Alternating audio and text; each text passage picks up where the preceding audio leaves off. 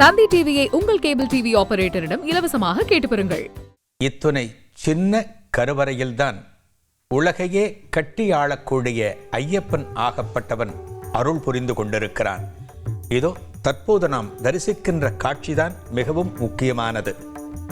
இது என்ன காட்சி தெரியுமா? 3 பெட்டிகளை நாம் காண்கின்றோம். இவை திருவாபரண பெட்டி என்று சொல்லப்படும். திருவாபரணம் என்பது இந்த ஐயப்பனுக்கு அணிவிப்பதற்காக நமக்கெல்லாம் தோன்றலாம். அதாவது ஐயப்பன் என்று சொல்லக்கூடியவன் ஒரு துறவு நிலையிலே காணக்கூடியவன். ஒரு துறவு நிலையிலே காணக்கூடிய ஐயப்பனுக்கு ஆபரணங்களா என்று நமக்கு தோன்றலாம். ஆனால் வருடத்தில் ஒரு நாள் மட்டும், இன்றைய தினம் மகர சங்கராந்தி தினத்தன்று மட்டும் ஐயப்பனுக்கு ஆபரணங்கள் அணிவிக்கப்படுகின்றன. அந்த ஆபரணங்கள் வரக்கூடிய இடம்தான் திருவாபரண பெட்டி என்று சொல்லப்படுகிறது.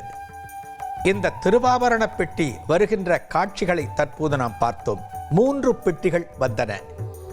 இந்த 3 பெட்டிகளும் பந்தள ராஜ அரண்மனையிலிருந்து நேற்றைய தினம் புறப்பட்டு சுமார் 80 கிலோமீட்டர் தொலைவு பயணித்து இதோ இன்னும் சற்று நேரத்திலே இந்த கருவறையை அடைய உள்ளன.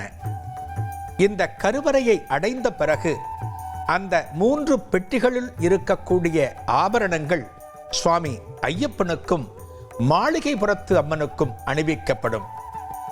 இந்த 3 பெட்டிகளிலே ஒரு பெட்டி பிரதானமான பெட்டி, அது திருவாபரண பெட்டி என்று சொல்லப்படும். அந்த பெட்டியிலே இருக்கக்கூடிய ஆபரணங்கள் சுவாமி ஐயப்பனுக்கு அணிவிக்கப்படும்.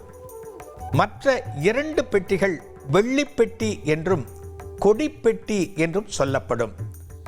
அந்த 2 பெட்டிகளும் மாளிகைபுரத்தம்மன் அம்மன் சந்நிதிக்கு செல்லும். அந்த அம்மனை அலங்கரிக்கும். இந்த 3 பெட்டிகளிலே ஐயப்பன் அணிவிக்கக்கூடிய, ஐயப்பனுக்கு அணிவிக்கக்கூடிய ஆபரணங்கள் மட்டுமல்லாமல் தங்கத்தினாலான புலி, தங்கத்தினால் ஆன யானை, தங்கத்தினால் ஆன வாள் போன்றவையும் காணப்படும். இவையெல்லாம் இன்றைய தினம் ஐயப்பனுக்கு அணிவிக்கப்படும்.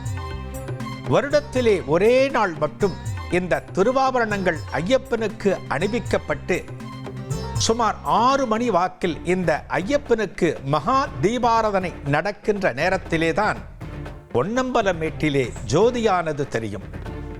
என்ன விந்தை பார்த்தீர்களா? எப்பேற்பட்ட ஆன்மீக அதிசயம் பார்த்தீர்களா? இந்த ஐயப்பன் ஆபரணங்களுடன் காட்சி தருகிற வேளையிலே மகா தீபாராதனை நடக்கின்ற நேரத்திலே அங்கே காந்தமலையில் ஜோதியானது தென்படும். இந்த பந்தள அரண்மனையில் இருந்து புறப்பட்டு வருகிற போது இந்த பெட்டிகள் எப்படி புறப்படும் தெரியுமா? அதற்கான உத்தரவை கருட பகவான் வழங்க வேண்டுமாம். அதாவது கருட பகவான் வானத்திலே வட்டமிட்ட பிறகுதான் இந்த திருவாபரண பெட்டிகள் பந்தளராஜா அரண்மனையில் இருந்து புறப்படும். இந்த பெட்டிகளை சுமந்து வருவதற்காகவே சில குடும்பத்தினர்கள் ஆண்டாண்டு காலமாக, 12 காலமாக இருந்து வருகிறார்கள். இந்த பெட்டிமைகளை பக்திமயத்துடன் அவர்கள் சுமந்து ஆடியபடி, பாடியபடி, ஐயப்பன் நாமங்களை சொல்லியபடி கடந்து வருவார்கள். 2 நாளிலே 80 கிலோமீட்டர் பயணித்து இன்னும் சற்று நேரத்திலே இந்த கருவறையை அடைய உள்ளது அந்த ஆபரணங்கள். அந்த ஆபரணங்களோடு ஐயப்பனை தரிசிக்கின்ற திருக்காட்சியானது மகத்துவமானது. அந்த ஒரு திருக்காட்சிக்காகவே பக்தர்கள் ஏங்கிய வண்ணம் இன்றைய தினம் லட்சக்கணக்கில் இங்கே குவிந்திருக்கிறார்கள். இந்த சபரிமலையிலே ஒவ்வொரு இடத்தின் சிறப்பையும் நாம் சொல்ல ஆரம்பித்தால் இந்த ஆன்மீகத்தின் விசாலமான ஒரு பாங்கை நம்மால் உணர்ந்து கொள்ள முடியும். எத்தனையோ ஆண்டுகளுக்கு முன்னால் இருந்து தொன்று தொட்டு வரக்கூடிய வழக்கம் இது. செய்திகளை உடனுக்குடன் தெரிந்து கொள்ள உடனே சப்ஸ்கிரைப் பண்ணுங்க.